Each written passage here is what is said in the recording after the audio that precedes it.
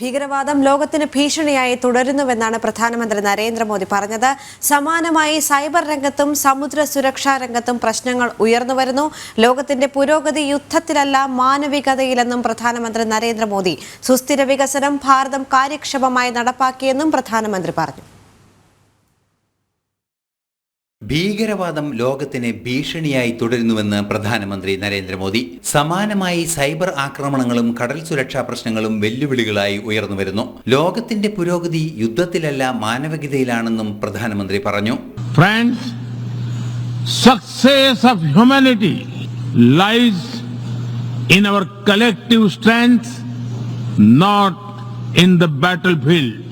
और वैश्विक शांति एवं विकास के लिए ग्लोबल संस्थाओं में रिफॉर्म्स आवश्यक है. 25 കോടി ജനതയെയാണ് ഭാരതം 10 വർഷത്തിനിടെ ദാരിദ്ര്യമുക്തരാക്കിയത്. സുസ്ഥിര വികസനം ഭാരതം നടപ്പാക്കി കാണിച്ചുവെന്നും പ്രധാനമന്ത്രി പറഞ്ഞു. भारत में 250 मिलियन लोगों को गरीबी से बाहर निकालकर हमने यह दिखाया है कि sustainable development can be successful. Success का हमारा यह अनुभव हम ग्लोबल साउथ के साथ साझा करने के लिए तैयार है. ലോക പുരോഗതിക്ക് അന്താരാഷ്ട്ര സംഘടനകളെ പരിഷ്കരിക്കണം. ഗ്ലോബൽ സൗത്ത് രാജ്യങ്ങളുടെ ശബ്ദമായി മാറാൻ ഭാരതം പ്രത്യേകം ശ്രദ്ധ നൽകുന്നു. ഒരു ഭൂമി ഒരു കുടുംബം ഒരു ഭാവി എന്നതാണ് ഭാരതത്തിന്റെ തത്വമെന്നും പ്രധാനമന്ത്രി പറഞ്ഞു. नए नए मैदान भी बन रहे हैं. इन सभी विषयों पर मैं जोर देकर कहूंगा कि global action must match global ambition. ഒരു ഭൂമി ഒരു കുടുംബം ഒരു ഭാവി എന്ന ലക്ഷ്യത്തിനായി മനസ്സും വാക്കുകളും പ്രവൃത്തിയും അർപ്പിച്ച് മുന്നോട്ടു പോകുമെന്നും പ്രധാനമന്ത്രി UN ഫ്യൂച്ചർ സമ്മിറ്റിൽ വ്യക്തമാക്കി. ഇന്റർനാഷണൽ ഡെസ്ക്, ജനം.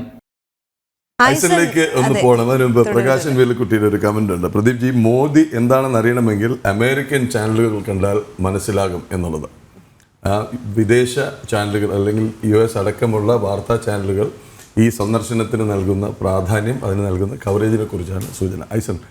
ഐസൻ, ഇന്നലെ വസുദൈവ കുടുംബത്തെക്കുറിച്ചുകൂടി മോദി പറഞ്ഞു വെക്കുന്ന ഒരു സാഹചര്യം ഉണ്ടായിരുന്നു. ഒരു ഭൂമി ഒരു കുടുംബം ഒരു ഭാവി എന്നതാണ് ഭാരതത്തിന്റെ പാരമ്പര്യം എന്ന് അദ്ദേഹം UN-ലെത്തി അത് അഭിസംബോധന ചെയ്യുമ്പോൾ എല്ലാ ഭാരതീയരും അത്രത്തോളം അഭിമാനത്തോടെയാണ് അത് കേട്ടു നിന്നതല്ലേ?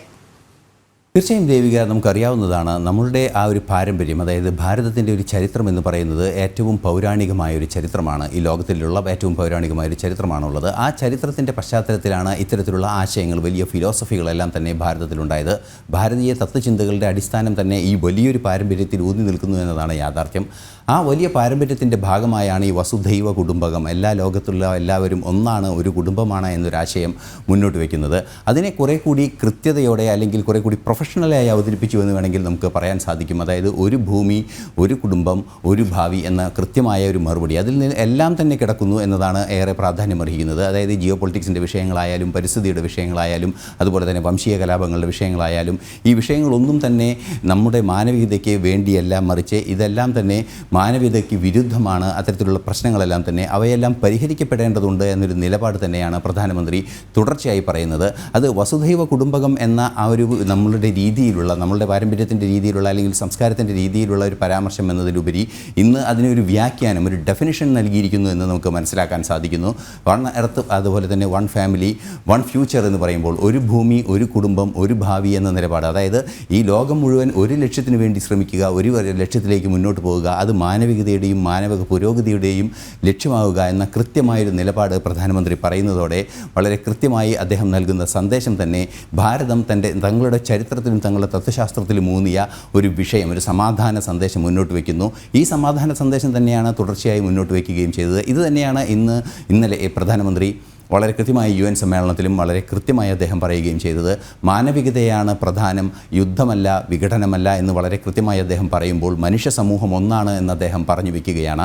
ആ നീക്കം തന്നെയാണ് ഇന്ന് ലോകത്തിന് മുന്നിൽ പ്രധാനമന്ത്രിയെ കൃത്യമായും ഒരു രക്ഷകനെ അല്ലെങ്കിൽ ഒരു നേതാവിനെ കണ്ടെത്തുന്ന, ലോക നേതാവിനെ കണ്ടെത്തുന്ന ഒരു സാഹചര്യങ്ങളിലേക്ക് നീങ്ങുന്നതും എന്നൊരു യാഥാർത്ഥ്യമാണ്. ഈ യുക്രൈൻ യുദ്ധത്തിൻ്റെ വിഷയങ്ങളായാലും അതുപോലെ തന്നെ അത്തരത്തിലുള്ള അന്താരാഷ്ട്ര ഇടപെടലുകൾ എന്തെല്ലാം പ്രധാനമന്ത്രി നടത്തുന്നുണ്ടോ അതിൻ്റെ എല്ലാം അടിസ്ഥാനം എന്ന് പറയുന്നത് പറയുന്നത് തന്നെ ഈ പാരമ്പര്യ ആശയത്തിലൂന്നിയ സംസ്കാരത്തിലൂന്നിയ ഒരു തത്വശാസ്ത്രം തന്നെയാണ്.